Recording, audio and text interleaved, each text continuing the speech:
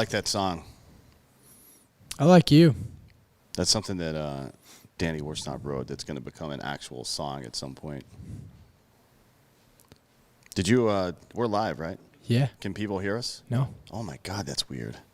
People can hear us in their own homes. What do you guys think of that intro song? Danny Worsnop from Asking Alexandria sent me that. They can't hear us. Yeah, they can. They can? Yeah. Oh, well, maybe somebody should tell us we're going live. I think that's what the music did. You know. Look, can we get Dakota like a charcuterie board, but it's all crayons and Ritalin and shit so you can pay attention? Hey, Dan, really? I don't like your fucking attitude. I don't like it either. Yeah. Oh, they didn't. Ruben says he didn't hear the intro. Maybe we should make it longer. Yeah, do it again. Do it again. Can we do it again? Yeah, play that music again. Yeah, play it again. Yeah. Yeah, that's perfect.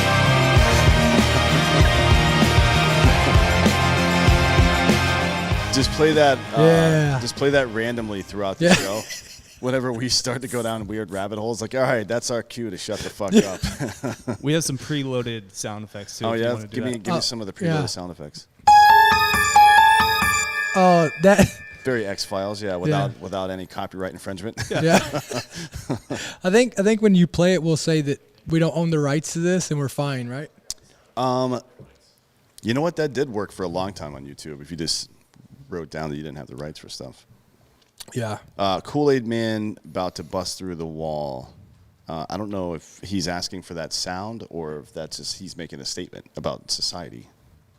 What's the problem? And if that's the case, then who is Kool-Aid Man in our society? Like that's about to bust through the wall. I don't know. Do you ever hear that? Is the Kool-Aid Man the liquid inside, or is he the glass? Right. You know, yeah. I mean, that's problematic. Well, he's the glass. You think so? You don't Yeah. think it's a liquid? Either that or he is. No, I think he's the glass because it's kind of like milking the cow. Maybe, but then Yeah, see? for us, are we our body or are we our brain, right? Or our soul? You're religious. We're a soul.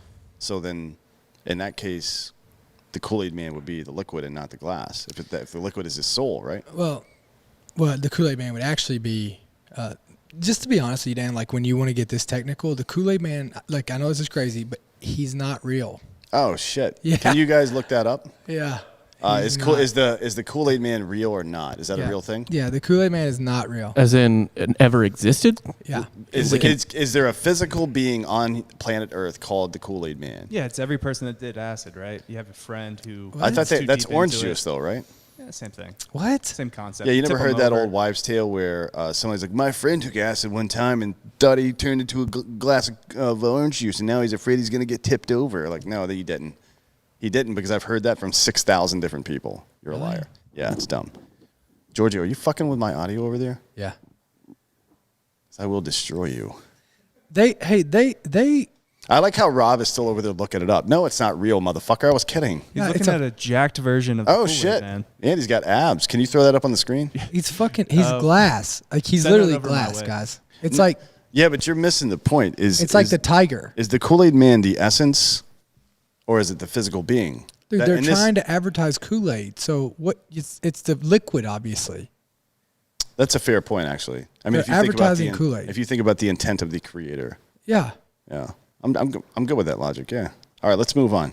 Holy shit. Hey, that's a good way to open the show. We're asking existential questions. Asking if the Kool-Aid Man is the liquid or the glass Guys. is an analog for asking if a human being is their physical body, their brain, I'm or just their glad consciousness or that whatever. I'm just glad that you all get to see like what I walk into when I come on a show with just Dan. I didn't Like, even get this high. is the type of logic. You're not even high. Not yet. You should fucking Yeah, I start hitting should. it. That's Get true. get a couple tokes in there.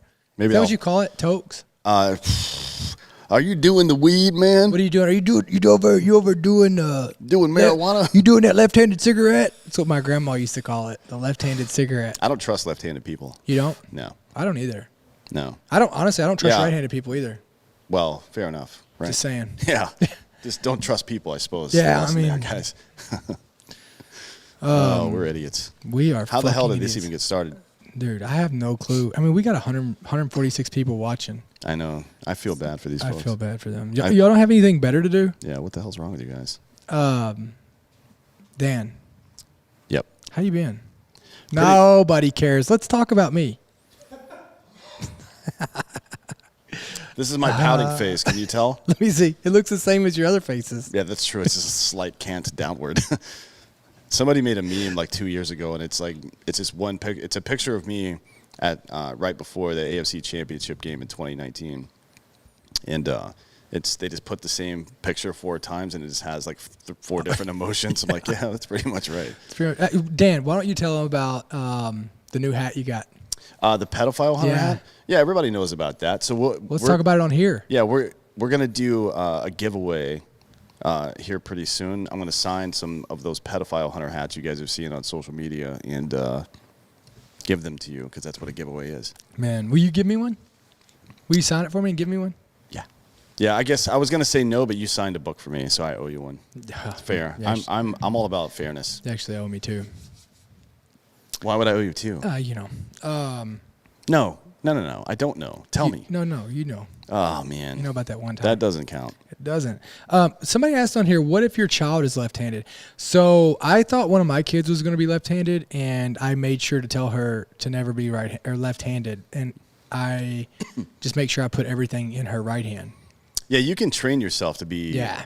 a different hand or ambidextrous even. It takes, I think, somewhere between 21 days and 6 months, depending on how you learn kinesthetically. Yeah. So way to narrow it down. You basically, if you just start, I know that's a long period, but life is weird, right? So if you just start doing everyday tasks, like the shit you always do with your right hand, not writing and stuff, you're not gonna be able to do that at first, but start every time you open a door, open it with your left hand. Every time you tie your shoes, start with your left hand as the dominant hand tying your shoes, shit like that. Yeah. Over time, like pick things up instead of with your right hand, pick them up with your left hand. Well, like in the stuff Marine that. Corps, we used to step off with the left foot because that's the, I don't know if you know this or not, but that's the kill foot. Drill and ceremony is stupid. Yeah, well. But you know. there is some point to it, I suppose. Yeah, well, listen. Anyways, if we were going to go through and talk about what's stupid, we would be here all day. Yeah, that's right. We'll be talking about ourselves mostly. So what's going on? What are we talking about today? Things have been crazy. Yeah, things are weird right now. A lot of people are using a lot of hyperbole, and we want to kind of dispel some of the rumors, some of the bad thinking that's going on. So the theme of today's show is, what are the chances of another civil war in America, right?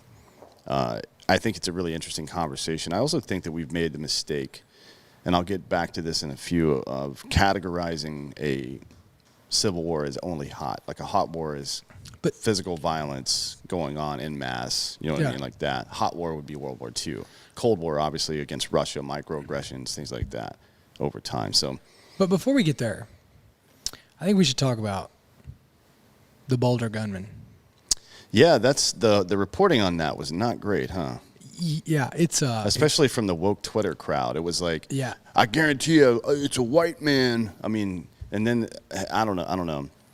One guy bet his salary that it was a white MAGA supporter, so I guess he owes somebody his salary. I don't know who he owes, but yeah, where's that accountability at? Yeah, not happening. But yeah, but like then you've got. what do you think is going to happen with it? So I'm not a conspiracy theorist. Mm-hmm. Now, I'm not at all. I don't believe in them. I just think that I don't think that there's anything. I don't know. But do you think that there's, and this is yes or no? Mm-hmm. Do you think that there's any direct correlation, between this House bill that's trying to get pushed through and this shooting? That's a good question. I mean, I don't think so, and it's because. When's the last time when's the last time there was a big mass shooting like this? Well, we've been in COVID, but before COVID started, it was, once every couple of weeks typically. So you should expect to see one once every couple of weeks. Now, we saw 2 in rapid succession, but that also happens, right? Because people get inspired by other people, or sometimes it's just coincidence. Of course. Yeah, I think it's more likely, and this is what I said about COVID too. I don't think COVID was made up. I don't think it was a black flag operation. I think that it was just politicians took advantage of the situation. I know, but you gotta see my point, right? For sure, it does look suspicious. It looks suspicious that like all of a sudden, all this is going on, right? And but it's not really all of a sudden. I think the bigger conspiracy theory would be not involving the gunman or any of that bullshit, but more about this case that's coming up in the Supreme Court that's going to get decided here in a couple of weeks. What's that one? I don't remember the name of the case, but it's basically, you know how California and New York have these laws for concealed carry permits. Yeah. So they're a may issue state, not a shall issue, which means you have to meet certain requirements. And one of them is you have to demonstrate good cause, quote unquote, good cause in California. I don't know what they call it in New York. But the sheriff of whatever county you live in gets to determine whether or not your cause is good or not. Now, you can expect that the sheriffs in L.A. and San Francisco and Oakland, in those areas are just going to tell you to get fucked, right? Yeah. And they do, because I've lived there. So the Supreme Court case before the jurist now is to strike that down and require people to issue permits unless there's a reason not to. Basically. Well, I think this is going to be the telltale. Everybody's worried about them taking our guns, and you got Biden coming out talking about he'll never do it. He doesn't have the balls to do it. No. Well, they don't have the votes in the Senate, so it doesn't matter. No, but to file an executive order to ban, he doesn't have the balls to do that. No. If you, you could do it, I guess, but he doesn't. If they start trying to enforce that, if you start trying to come to people's homes Yeah. and take their fucking magazines and weapons away, then there will be a war. There will be a hot war. It'll never happen. So, but what I'll tell you, like, depending on what because look, if it goes through the House and the Senate, it can still go to people can still take it to Supreme Court and get it reversed. Right? They Right, still, yeah. So if the whatever the Supreme Court ruling is on this topic for California will show us what we should expect on that House bill. What is it? 126? 127. 127? Yeah. I don't know which one it is. Yeah. So it's Does that make sense? Yeah, for sure. You can always tell. But the other thing is, so there's two critical issues going on right now. One is that some of the leadership on the Democratic side has floated the possibility of the nuclear option, which means getting away from cloture votes and all that stuff. So it doesn't take 60 anymore to do something in the Senate. That's a good bellwether. I think that is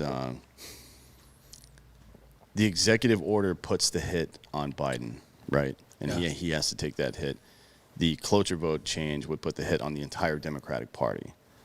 So I think the executive order might be more likely. But then if you're into risk spreading rather than just trying to mitigate altogether, they may try to do the cloture vote. But then the problem with that is this. You issue an executive order, maybe it gets struck down, maybe it doesn't, and Biden's presidency takes a hit. Well, he's going to be a one-term president anyways because he can't even fucking make it right now. So that's not that big of a deal. The other part of it is if they do pull the nuclear option, that means the next time Republicans have 50 votes or more, then they're fucked. Yeah. Because they're going to go bulls on parade and light up everything, right? So you don't want to give your enemy that kind of power either. Yeah, look, the one thing I'll tell you, that you got to give it to the Democrats is, look, they're playing chess while Republicans are playing checkers. You know what I mean? In a lot of ways, yeah. In a lot of ways, they are. A lot of ways they are. Democrats are good at certain things. They're not good at most things, I would say, politically. Yeah, for sure. They are. They're not great at convincing people to be on their side. The only reason they won this election is because Donald Trump was such a loudmouth asshole. Yeah. You know what I mean? If you'd have just took Twitter away from Donald Trump. Yeah. If COVID hadn't happened, he would definitely still be president. There's no question about that. I don't know. No, it's for sure because one, the economy would have still been. You would not have been able to vote against that economy. The second part is he wouldn't have made so many old people feel scared, right? Mm-hmm. All those old white people that usually vote Republican didn't this time. That was the big key in this election. So, he would definitely still be president if COVID hadn't happened. You think so? Yep. Well, I guess so. So, Dan, everybody talks about this. This is probably the hottest topic, one of the hottest topics in America, especially for the I call it the Patriots.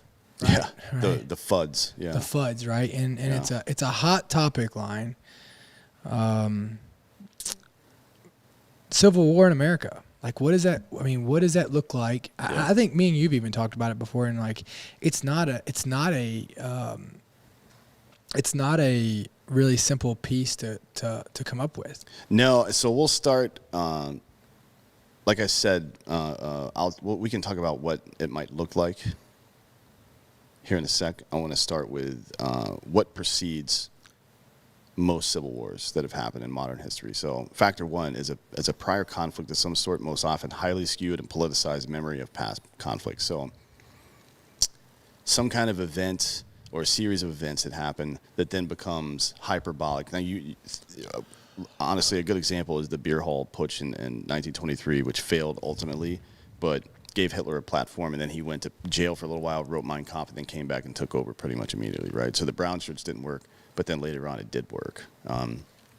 And the way that was framed, both by Mein Kampf and then a lot of people in the anti-Jew media in Germany at the time, was that Hitler was the victim, right? He was just trying to save his country, and he was victimized by blah, blah, blah. Very similar to what Trump went through.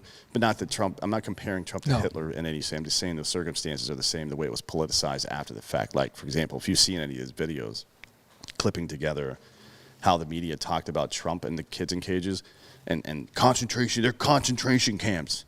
They're fucking concentration camps. And then it's Biden's like, this is a very complicated situation that he actually inherited from Donald Trump. Actually, that situation was inherited from Obama, bitch. Yeah. You know what I mean? Yeah, like Obama and Hillary Clinton are the one that built all those cages down there for children. Yeah, but either way, I mean, like, there's no denying that this problem has gone overboard with Biden in there. Yeah, it's this. I've never seen, like, if somebody said it to me last week, if Trump's team had protected him the way that the mainstream, I said that to you. Yeah. So if Trump's team had protected him the way the mainstream media protects Joe Biden right now, he would definitely still be president. 100%. Right?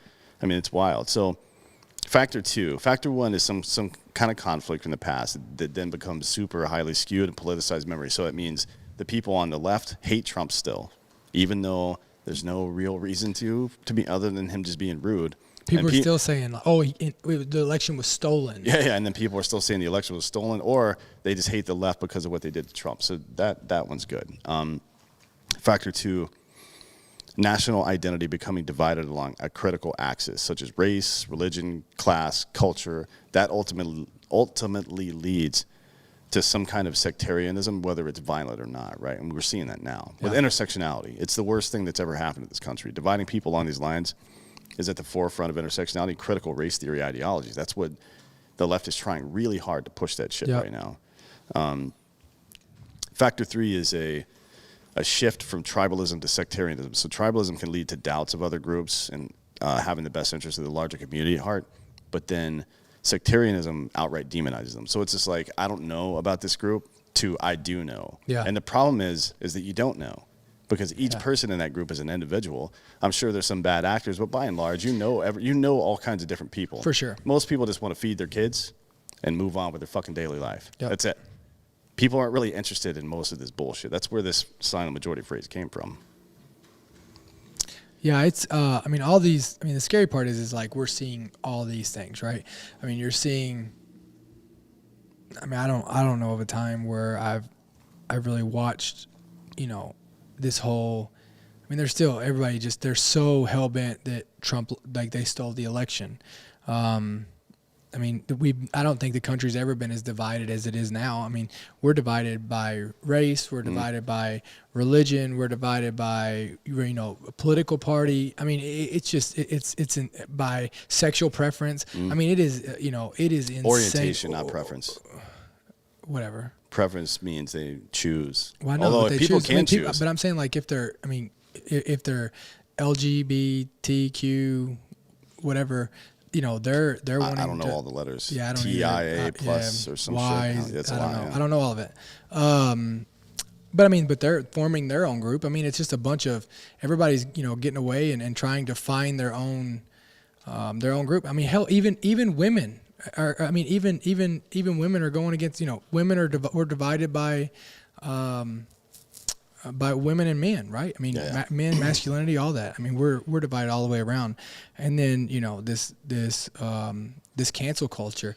You know, I thought it was all bullshit until I started watching, you know, how bad it's gotten with Biden in there. Like, this is absolutely insane, the stuff that they're not. I mean, they're, you know, why is he like not letting the media and the press down on the border? Yeah.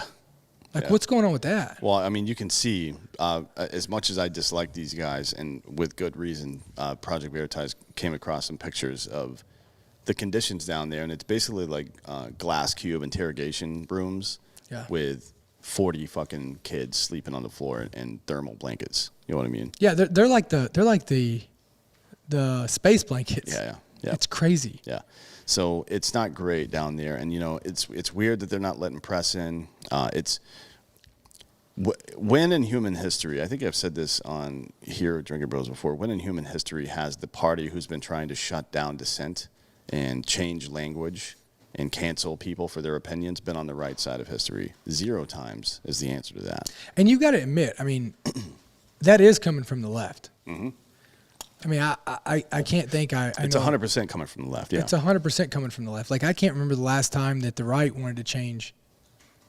No, Frank Luntz is a master at that. So Frank Luntz is the guy that worked with Newt Gingrich to turn the word liberal into a bad word. Then he came up with death tax instead of estate tax. He came up with climate change instead of global warming, et cetera, et cetera. He's a master manipulator. The guy's a cunt. And he's a fat one, too, which I don't like.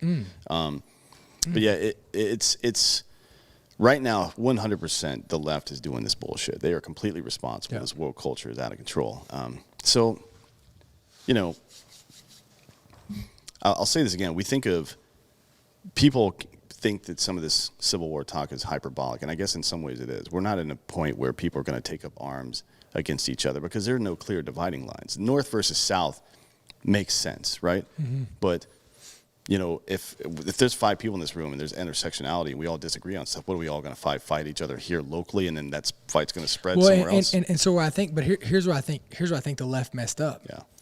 Is instead of making it a simple fight between the North and South, they've made it too many. So what are we going to fight over? Because like we might agree on one thing, but like I don't agree with you on the other thing. So what topic? Like they haven't. That's where they messed up with their whole game here.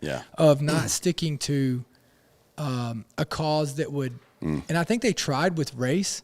I think they tried real hard with race, and then they seen that wasn't going to happen. Well, they tried really hard with the police thing too, but then the police thing. But I mean, that was race. That was. I mean, they tried that with race. In a lot of ways, the problem with it was that when they went to the communities and polled these people, 83% of them said they want more police or the same amount of police, right? So they just lost that debate.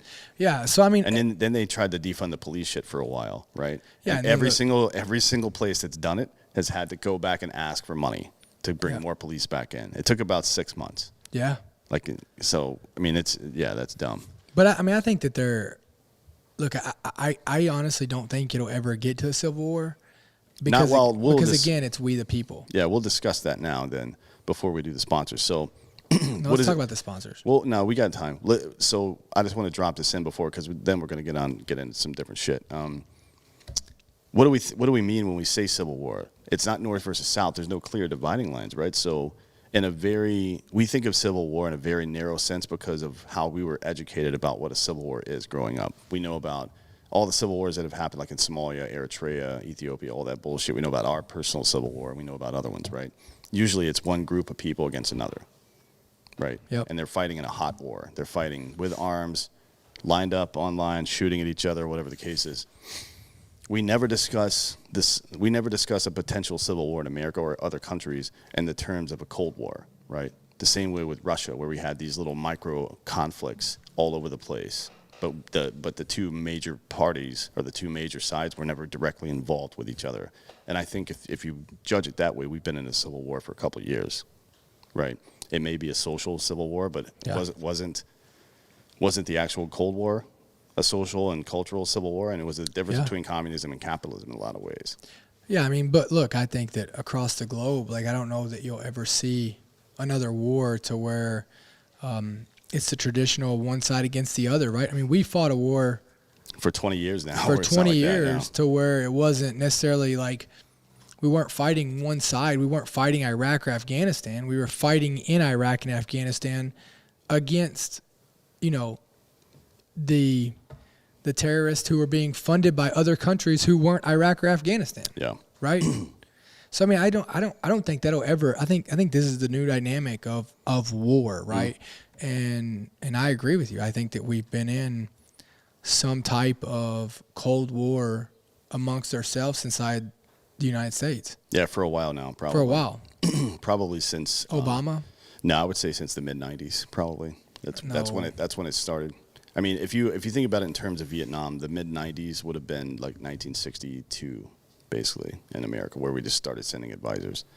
And then things, went downhill from there. I mean, people are either too young or too forgetful to remember how vitriolic it was from 2003 to 2005 against Bush. I mean, they fucking lit his ass up 24 hours a day. And then when John Kerry ran for president, there was this Swift Boats Against Kerry group that came out. I don't know if everybody remembers that, but it was basically other dudes who had been Swift boat operators during Vietnam who came out to trash his military service.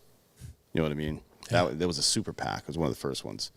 And their entire point was to trash his military service so he couldn't run on that. And if you remember correctly, the left went out of their way to trash George Bush's military service to their detriment because Dan Rather lost his job for that, for putting out some information that wasn't true. So this is not new. It didn't start with Obama. It didn't start with Bush even. It started before that. No, but I'll tell you what you can get that's new. Well, you can get fucking Carter Max. I'm hyped up on it today. So there's construction going on right out here. Yeah. That's really pissing me off. Yeah, I can and tell. After I got my haircut this morning, I fucking took a Carter Max to the dome, like popped the thing off, just the whole thing, all at once. So I was pretty hyped up. I'm like, all right, let's go do a show. Yeah. Get about 5 minutes down the road, and then traffic, right? I'm like, all right, this sucks. And then it's worse and worse and worse. It's driving me crazy. So luckily. Well, you left your car. You left your car out there in the fucking traffic. No, I got out and ran in. I should have. That would have been funny. Yeah. Just put the emergency thing on. Energy is weird for me. I like coffee, I like the taste of it, but I can't always drink. I don't always have time. And in here in the studio, usually I just grab Carter Max, right? And it's got they have the energy intensifier. They also have the immunity booster, which I drink at least one immunity booster every day.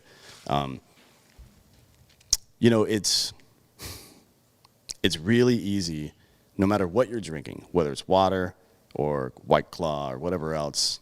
If you're drinking booze at night and you need some energy, you just dump one of these things in there. It optimizes your workouts as well. A lot of people are transitioning from the traditional powder base pre-workout. I'm not a fan of those. Yeah. They get me hyped up. I think they taste terrible and they last way too long.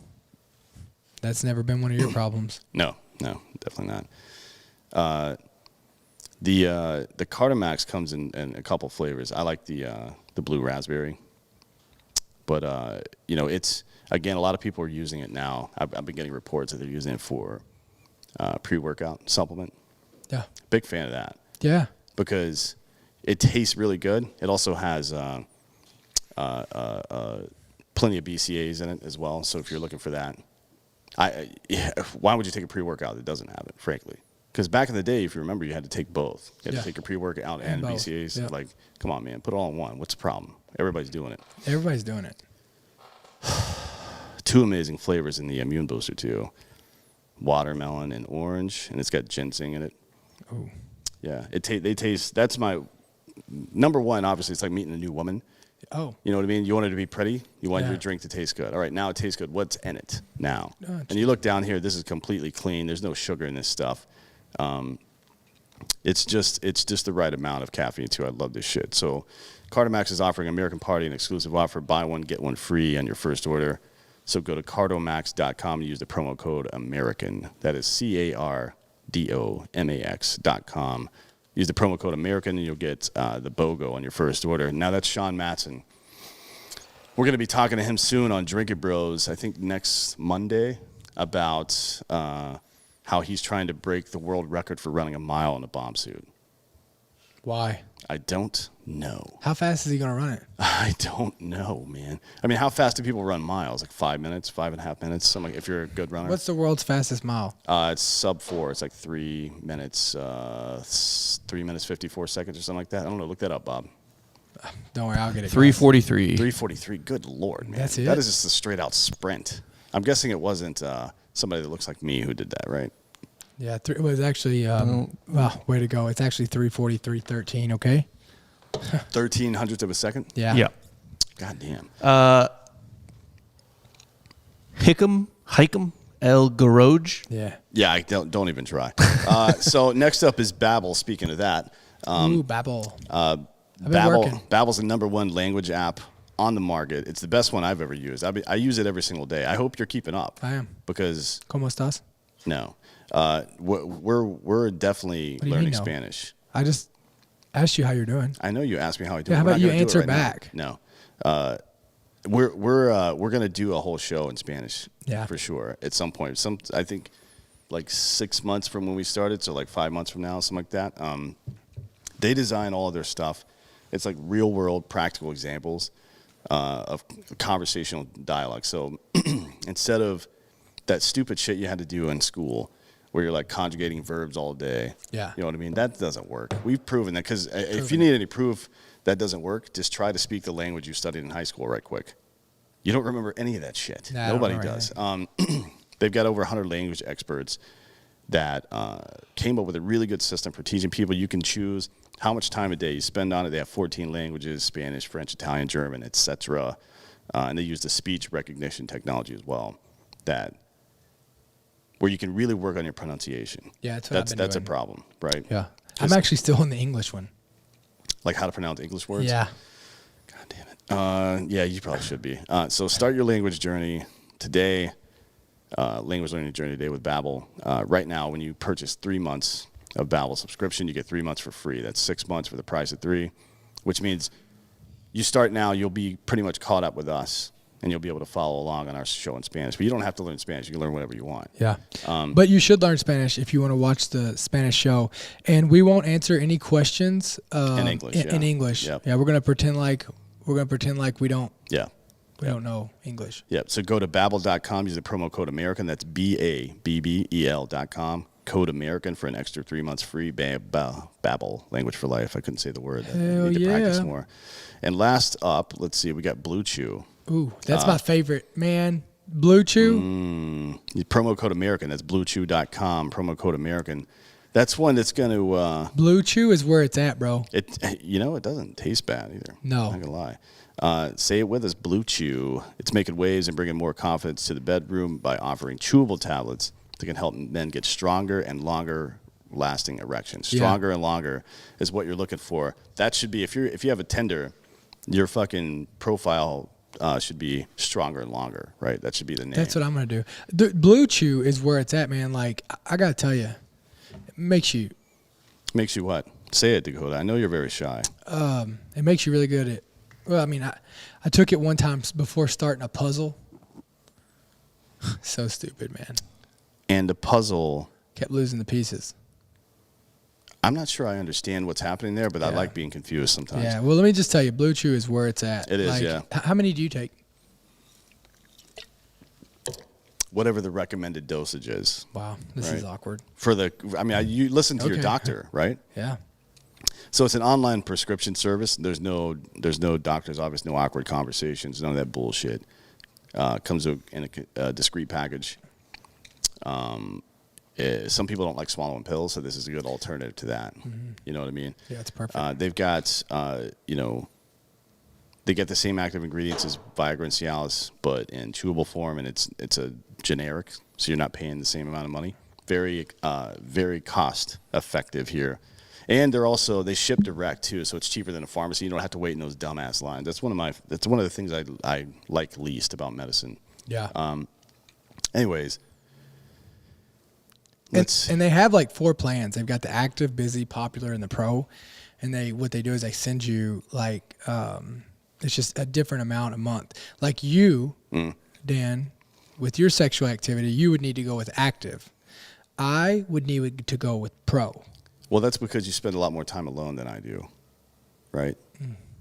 Yeah. Yeah, and Okay. you're cranking it. So Okay. to be honest, I think you got to turn it to a game.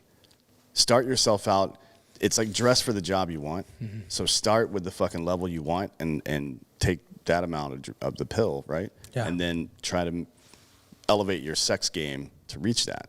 That's what you should be doing. Dress for the job you want, and have a boner for the job you want. I too. took one that lasted 6 minutes the other day.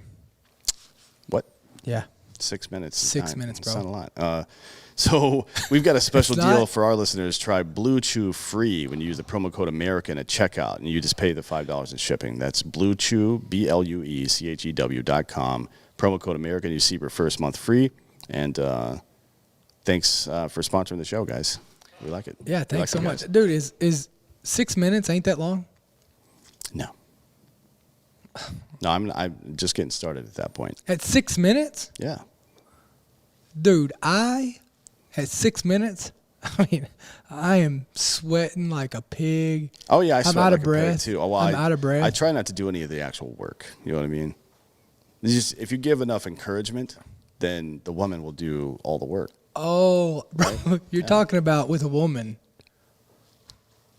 Can we cut and get Dakota? I'm This just is kidding. so- I'm kidding. This is so terrible. You're talking about with a woman, not with yourself. Yeah, I mean, no, myself. wow. Nobody can get me like me, man. Come on, Wow. I know myself really well. Okay. I just got a button to push. So, Let's talk about Civil War some more.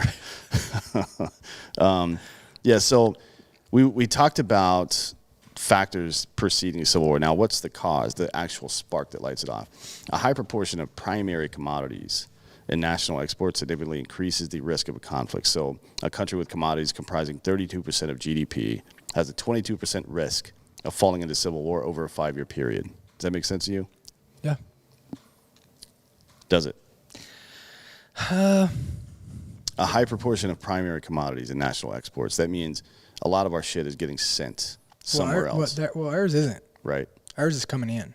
Yeah, we're consuming importing. more. Yeah, so we're doing pretty well there. Lack of education, low per capita income, and poor economic growth all have significant effects. Our education is going down. It is going down, but compared to the rest of the world and other countries that have had civil conflicts like that, it's not, right? But it is for certain parts of the community, and that's a problem. We talked about that before. So more specifically, people are less likely to join an armed rebellion if they're getting an education, have a comfortable salary, and can reasonably assume they will prosper in the future. Now, if you think about that from the perspective of all the riots that happened over the summer, people are out of work, right? Bored, angry, not getting what they needed. Makes sense, right? If you think about the black community that's had trillions of dollars robbed out of it and have had, like we always say this all the time, there's no more direct correlation between anything and anything else than poverty and crime. Well, People, true, people yeah. who are poor and feel not invested in the community will fucking commit crimes. And it happens generationally as well. That's where gangs come from. A country with commodities comprising 32% of gross domestic product has a 22% risk of falling into a civil war within a 5-year period. I wonder where we're at. That's a good question. Let's see, 12.2%. That's us? Yep. So we're not So even we're not close. even close in that. Yeah. But I mean, it's something to keep an eye on, right? Yeah, for sure. And it's good. Look, not all these KPIs, key performance indicators, or markers, or whatever you want to call them. One individually being right isn't going to necessarily bend the will of the American people, but multiple ones en masse will. I just think it goes down to this. Look, our laws are still being followed. For the most part, yeah. I mean, like, I don't see people taking up arms, right? No. Like, I don't see people, No. I just, you know what I mean? Like, I just see people wanting to get on with their life and wanting to live a good life and be able to pay their fucking bills and be able to work a good job. And that's what I see the majority of Americans. Like, I don't see, like, I couldn't imagine. Do you know, how many people do you know outside that we served with that would actually join an armed rebellion? Probably not many, to be honest. You know what I mean? I'm sure there are people. Aren't those out called there. gangs? But yeah, and people. I'll go back to the point that we're too fixated on a hot war here. Yeah. Like we're too fixated. I think we've been in a civil war for a while, and I think the armed rebellion part is not going to happen. One of the other key factors is a lack of transparency between the government and the public. We're seeing that. As well as a lack of accountability. And that is a definite problem. I mean, that happened during the Iran-Iraq conflict. That happened in Somalia and Eritrea and Ethiopia. It's happened pretty much everywhere. Huge problem right now. And, it's... I really don't know what the... But, I mean, what I would like to see is like, which one of these have the biggest weight on this, right? Like, which one of these factors? I mean, obviously that 22%. I would say the first and the last one. If you're shipping out nearly a quarter of all your commodities and exports, that means your government is robbing you blind. They're taking your hard work and selling it to other countries. That's what that means typically, and that's how it happens, right? And then the last one, the lack of transparency between government and public. That's certainly a compounding factor for. But that's been that way for a while, yeah. For a while. I mean, sometimes in a good way. So the media also kept FDR's illness, a secret for a long time, so he could continue to, progress through some pretty hard times, including the Depression and World War II and shit like that. Although it eventually came out. So I don't know. As far as causes for civil war, and when I say causes, I mean like that spark that starts it. Yeah. We're not really on the radar for that for a hot war, to be honest, because most of these factors aren't even close, except for the lack of transparency between government. But again, like you said, that's been going on for a very long time. And this is and what shows you that this is accurate is that, look, whenever there were all these riots in the streets up in Portland, all that, like, these are people trying to spark and trying to make it light off. I mean, the Capitol Riots, like all those, these are people in groups trying to light those fires off. Well, think about but it's not catching. Yeah, think about that first section, the factors leading to civil war. Prior conflict of some sort, most often a highly skewed and politicized memory of the past conflict. The way that the Capitol riot, the maybe 300 people that did that, are being framed as some kind of like en masse assault on democracy is absolute nonsense. It's insane. It is absolute nonsense. They're a bunch of losers. Yeah, well, the Capitol rioters are definitely losers, Yeah. but so are the people who are reporting on it, frankly. 100%. So now we're going to get into something a little bit wonky, and we wanted to try some of this to see if you guys like it and see if you will look in further. The Strauss-Howe generational theory. So this theory describes a cyclical pattern observed in society, which is broken into a high, an awakening, an unraveling, and a crisis. Think Rome, right? Each era lasts 20 to 22 years, which is, the periods. If you look in ancient Rome, you'll see that there was a lot of tumult back then. There would be a good ruler, and then his kid would be a piece of shit, and then his kid would be a lunatic, and then there would be some conflict, and there would be another good ruler, or something like that. Yeah. Right? Excuse me. Hey, don't do that shit on the show anymore. I'll try. I can't promise anything. I don't like making promises. So the high period. A high occurs immediately after a crisis. Institutions are strong. Individualism is weak. The society is confident about where it wants to go. So when I say individualism is weak, that doesn't mean the individual doesn't have power. It means that people are like, we.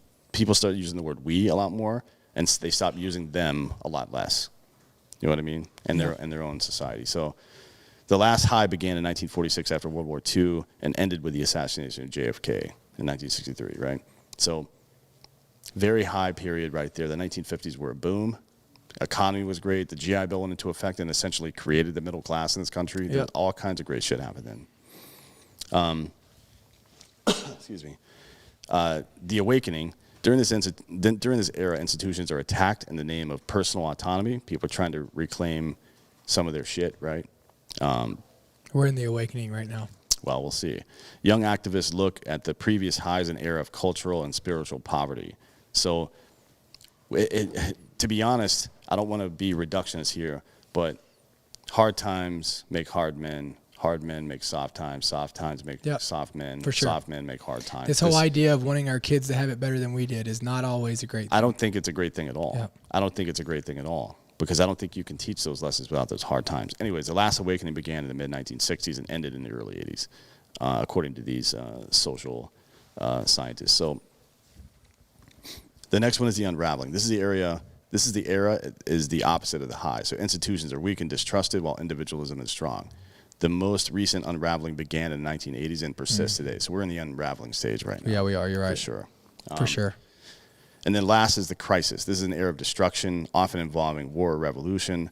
Institutional life is destroyed and rebuilt in response to a perceived threat to the nation's survival. So that's next. Yeah. The last crisis began with the Wall Street crash of 1929 and ended after World War II. So you saw everything that happened there. One, we had a world war, but also Social Security got created, the New Deal, all this bullshit that for the first time introduced a lot of socialist principles into American government, right? So we were responding to a crisis, and we came up with these things. Now, people will see that as a bad thing. A lot of people are very critical of that.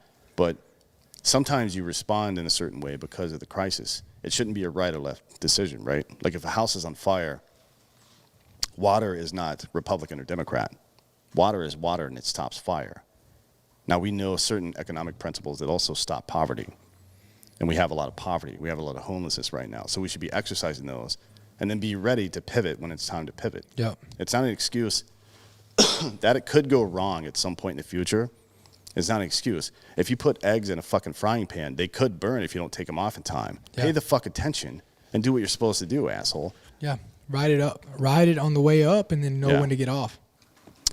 Yeah, so the crisis leads to yet another high, which turns the cycle over, and we go through it all again. Now, this is the Strauss-Howe generational theory. According to the theory, American society is currently transitioning from unraveling into crisis right now. Don't you think, though? This happens with every, because they're 20 years, so 20 years. Well, each period is 20 years. So 40, for all 60, 80. For all four, it's 80 to 100 So every years. generation usually sees this, right? Like you take my grandparents, they made it all the way. They started in the crisis. Yeah. And they passed away in the unraveling. Yeah. You know what I mean? And so, this makes sense. You're going to see at least 3 periods in your lifetime. Everybody will that lives 65 to 85 years, which is an average, yeah. Yeah, it's interesting, right? This is cool. You're real smart, Dan. Well, I don't know. Strauss and Howe are real smart. I appreciate you. They're the ones that came up with this. So, yeah, if you think about this, in the crisis period, it's an era of destruction, often involving war or revolution. Again, I'll go back to, I don't think there's an armed conflict element to the U.S. Civil War that we're in right now. I think we've been, and maybe that's just because I'm in it right now, and the unraveling seems like it's part of the war, and it just leads up to that. And I wonder, what I haven't looked into is whether Strauss-Howe generational theory has some kind of pathway methodology the same as Shaw. Shaw wrote this great research study on pathway methodology, which is to interdict terrorism, right? Yep. So we try to track the lives from adolescence into adulthood of terrorists through interviews or observance or whatever it is, and figure out at what point did this person become radicalized, right? And we find the aggregates of when people generally become radicalized, whether it's an event in their life or exposure to something or whatever it is, and then try to find ways to interdict that, right? Mm-hmm. So if it's poverty and not education, then we start sending money to Saudi Arabia and Afghanistan, or hold them accountable to educate their people, whatever we got to do, right? Yeah. That's a real solution to a problem, and not just starting a fucking war. But what I will say is, like, our vice president just came out and says that it's time for Congress to act, so they're pushing this. I mean, to be honest with you, this could be the push that pushes us into the crisis. You know what I mean? I mean, this House bill, they are going a full on, and I know I said up front that I didn't believe that they would go after it, like that it would ever get serious about going after our guns. But you have to think that this could be it pushing it into the crisis. It could be. I think it could be pushing from unraveling into crisis, and it's how we deal with that that's going to matter. So we have the good fortune of having, I say good fortune, everybody knows that I'm essentially apolitical, but at least for this, to mitigate this potential conflict, the vast majority of first responders, particularly police, are very conservative people, and they're very pro-gun. Yeah, but here's the thing. They're not going to be going door to door and taking people's guns away. Not in most places. In some places they might, but here's the problem, right? And here's what you have to be concerned with. Is when you take cops and you put them in a spot, and I got that everybody's going to say, oh, I'd quit in a heartbeat. But how many laws do they have to enforce right now that they think are fucking stupid, right? Mm-hmm. And so, like, the thing that I think you have to worry about and be concerned about is, and we've seen this in Iraq and Afghanistan. Remember whenever you had those guys shooting at you because they didn't want their family, like they needed to feed their family? Yeah. Or they wanted protection for their family? In Iraq, it was mostly not terrorists. It was mostly poor people. So right. That's the piece that we have to worry about coming here to America. Yep. Right? Is when that man or woman have to make a decision as to if they're going to feed their family or what they're going to do. I mean, right. it could get bad. Well, that's an easy way. That's an easy thing to fix. Well, and I'll say before I go into how it's easy to fix, I'll say this: there's a difference between enforcing a stupid law and an unconstitutional law. Well, I mean, I got you. Right. So people will frequently bring up the mask thing. Like, well, I didn't think people would fucking support that either. That is not a constitutional issue. Wearing a mask is not a constitutional 100%. Issue. I'm sorry. But it sucks, and I fucking don't like it either. But it's not a matter of the Constitution. But my point to you is that those will be the decide. Like you talk about the triggers of a civil war is, I mean, look at the countries that we fought in. Was there any and here's what's crazy is they've been building this narrative for 8 to 10 years. Oh no, it's been going. The assault weapons ban originally was 1997. With cops. Oh yeah, for sure, yeah. So but that's been since the early '90s too with the LAPD. Yeah, but they kind of deserved it back then. But right? It kind of came back, and then Yeah. But my point to you is like you look at the countries we were in, were the police ever were they ever trusted? I think you see America go to a real bad fucking place. Probably between the 1920s and the 1950s, yeah. But in Iraq and Afghanistan? Oh, no, fuck no. That's what I'm talking about. You look at the countries we've had to fight in. So I think that once the last leg of the government are the cops. And I think that if they interface with the public. There's 800,000 or so sworn officers. They interface with the public more than any other government employee. So I think the straw that breaks the camel's back is if the average American cannot believe and trust in not the laws, but the people who are upholding the laws. Well, I mean, they don't if they don't trust the institution itself, and that's something that happens, in the fucking unraveling stage which we're in, and we can clearly see that. So. There's a couple things there. One, it is incumbent upon all of you who are first responders or have family members who are, or have friends who are, to hold them accountable, right? Like this whole I'm just following orders thing. If you have any questions about if that's a legit excuse, go watch the goddamn Nuremberg trials because we're not putting up with that bullshit here. The other part of it is we have to react to the situation that's in front of us. So if we think the situation is that these police officers are going to be faced with a decision whether to feed their families or enforce unconstitutional laws, then we feed their families. Yep. Fuck the goddamn government. The government can suck my fucking dick. I don't give a fuck about the government. I don't care about the people in it. But the people that protect me, I do care about. Yep. So before you go asking the government for help or before you go and fucking do what they say to get that money, come to us first. And when I say us, I mean all of America. Come to us first, and we will figure out something together. And fuck those assholes. Yeah, I mean, maybe we get our own cops, like Cuffs. Remember that with Christian Slater? Well, I mean, you look at these towns in Iraq. I mean, they started having their own police. They started like just hiring locals, hiring their local police. Like they had their own police, and I could see us getting there. Yeah, I definitely could too. I really could see us, and I think that this gun piece is a true piece that could be a huge deciding factor of the future of this country. Yeah, it's been framed up pretty nicely. Like there are a lot of people who have barked, shout out, and fringe without any real substance to their argument, and that's the problem I've had with the FUDs who aren't willing to. You have to be willing to have the conversation. Right? And I understand their premise. Their premise is, well, the left is so crazy on this that we can't even have a conversation because they're going to either take it out of context or they're going to try to fucking make some move or whatever the case is. But if you don't, that's the easy way out. Don't be a fucking coward. Have the conversation. Yeah. Be prepared to have the Colin Noir has the conversation every fucking day. He's not scared. You know what I mean? I mean, he's got a legal background, so he understands better how to argue and reason with people, but listen to what he's saying. Yeah. Like there are people out there that are doing this Colin Noir doesn't just say, shall not infringe when somebody asks him a question. He goes into a very detailed and nuanced explanation of why these rights are important and how what you're saying is wrong. You know what I mean? Yep. That is the fucking discussion you need to have. The other part is, again, when we say, I support the troops, what did we mean by that? Because most people didn't do shit for the troops. Yeah, no shit. The government certainly didn't. Yeah. But most individuals didn't do shit either. Like, I don't need your thoughts and your fucking prayers, my man.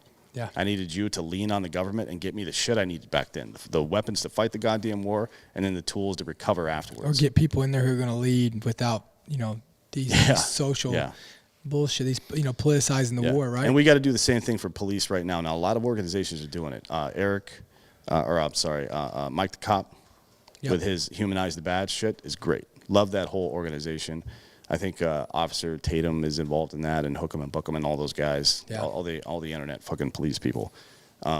That's a good organization, but that's run by fucking police. Where are the civilians? Where are the non-police, the non-first responders? Well, they're too worried about not offending people. Offending people. Fuck that, dude. I mean, if you're offended by taking care of the people that are helping you, like who do you call when shit goes wrong? And then you fucking, I just that is a morally bankrupt ideology. Fuck those people. So I want to bring this up before we end the show. So I commented on a post yesterday with Zero Block 30, right? About they were actually arguing in the post down below of what should happen to the veterans who were storming the Capitol. What were they saying? And I guess there's a congressman that came out and said that they should lose their benefits, and they fucking should. I mean, you lose all your other benefits when you're a felon, right? I mean, that's my whole point. Is like, and by the way, there are fucking special. There are veteran courts in pretty much every major jurisdiction. If you get a DUI, and you have a PTSD rating, or you get in some kind of trouble with the law, and you have any kind of PTSD related bullshit or transitional related bullshit going on, they will put you through a special court, expunge your record as long as you get back on track, because the intent is to get you back on track. Yeah. Now, first of all, this should exist for everybody, not just veterans. 100%. But it does exist. So, but you shouldn't. But with all those tools out there, there's a difference between having a bit of a breakdown or having a rough patch and drinking and driving, or making a conscious decision to go across state lines to go fucking storm the Capitol, or getting in a bar fight. Yeah.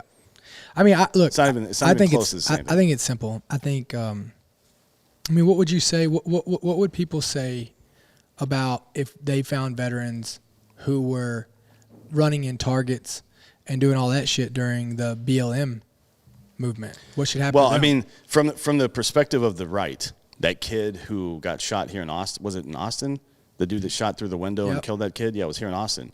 He was a fucking Air Force veteran. Yeah. Nobody was fucking sobbing for him because he was doing the wrong thing. He pulled a gun on somebody in public and got shot for it, right? Yeah, There was no sympathy for that but guy. it's just like, man, like veterans have got this fucking entitlement attitude of they're the biggest snowflakes in the They're world. the biggest fucking snowflakes in the United States of America. That veteran title wasn't a shield to protect you. It was a responsibility for you to fucking carry every day. But the for the problem rest of your is that goddamn we life. allowed all veterans to classify themselves as fucking warriors, and that just because they went and deployed, they fucking they did something. Yeah, I got to tell you, I'm not a huge fan of that there's this trend going on of women and like scantily clad women. This dude out in fucking California takes pictures of them with fucking airsoft guns and shit. It's like, look how tough and cool I am. Like, you've never fired a weapon in anger in your goddamn life. Yeah. All right. I mean, it's cool that you fucking used our fucking war to make money. I appreciate you doing that. That's sweet. That's great. Thanks a lot for, really supporting the troops. But there's a lot of shit like that, man. Like all these fucking, like these people who want to play video games and shit, and they're like,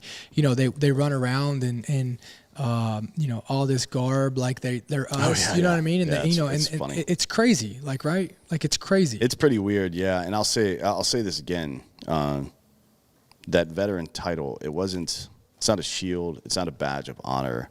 It is, for the veteran, it is a responsibility. Man, you better live up 100%. To that. All the dudes that died and got fucked up, all the women that died and got fucked up, you carry every single fucking one of their memories on you every time you say that word. Every time you present yourself as a veteran in public, you carry the fucking souls of these people. You know what I mean? But you better not misuse that, because if you do, somebody's going to fuck your ass up. I think on the most part of it is that if there was veterans, and I'm sure there were, at the fucking riots, for sure there were, out at the Capitol riots, They should have stood They up, should have been the and they first should have people to been the stop that first people shit. to fucking stop Yeah. it. They should have fucking been the example. They shouldn't have participated. Yeah. There was nothing patriotic about that fucking riot. No. And I think look, they're fucking domestic terrorism, period. Yeah, I agree with that. And I think it's... And at the end of the day, all veterans they're not all heroes. No, every job on earth, fucking 2 to 5% of people are total shitbags. Yep. So, you should expect the same from veterans, if not more, right? Because of how... And look, maybe this is callous to say, but because of the fucking damage that we do to these people. Yeah. You know what I mean? Over time, there's probably going to be a higher propensity for that bullshit. So it is what it is, man. I'll tell you this: you're absolutely right about that.